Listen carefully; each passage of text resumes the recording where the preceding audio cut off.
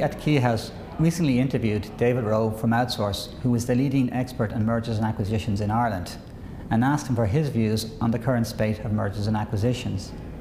Firstly, we asked him, is mergers and acquisitions a good growth strategy for firms?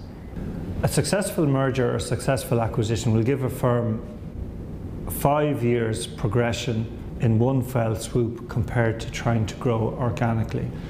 Either strategy is not without risk, but the rewards are high if we acquire sensibly or if we merge with a firm that matches us.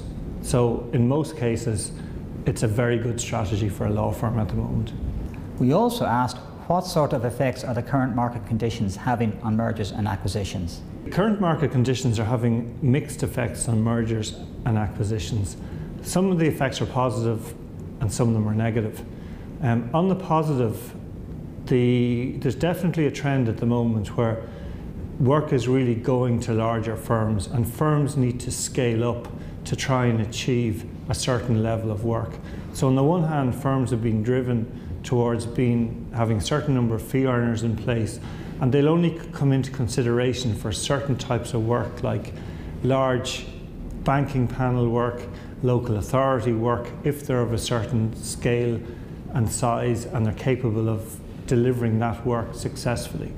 The other dynamic is that the profession is moving towards having to have economies of scale in it. So quite simply, the larger the firm you're in, the cheaper it is per head to run and the more cost competitive you are. On the other hand, there's a couple of negatives.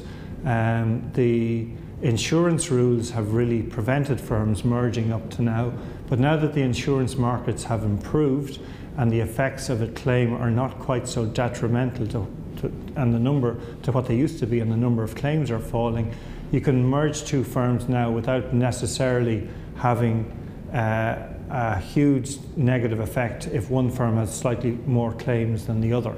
That wasn't the situation in the last couple of years. The firm with the poor insurance record would contaminate the other practice. The other issue that's around at the moment is the level of personal debt and maybe borrowings within the practice.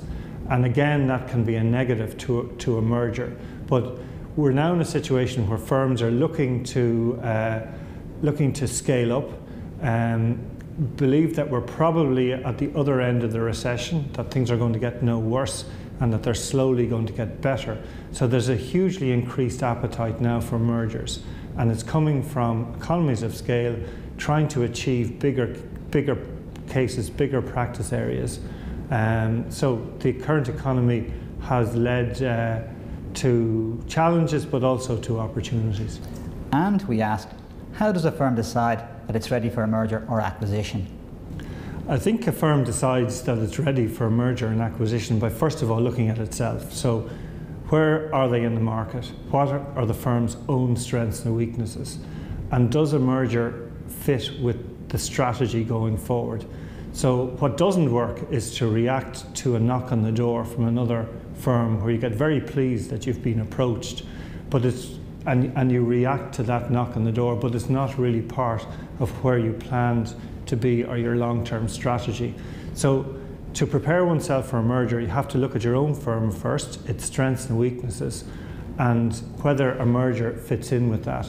Having done that and decided that you're a candidate, you need to profile what you're looking for from a merger.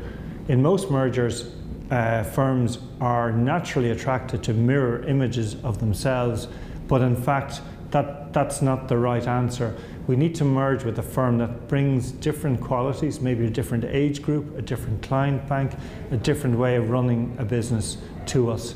So a mirror image of ourselves will generally not be a good merger. So we need to identify what we would like in the other firm in terms of practice areas, age profile, client type, etc.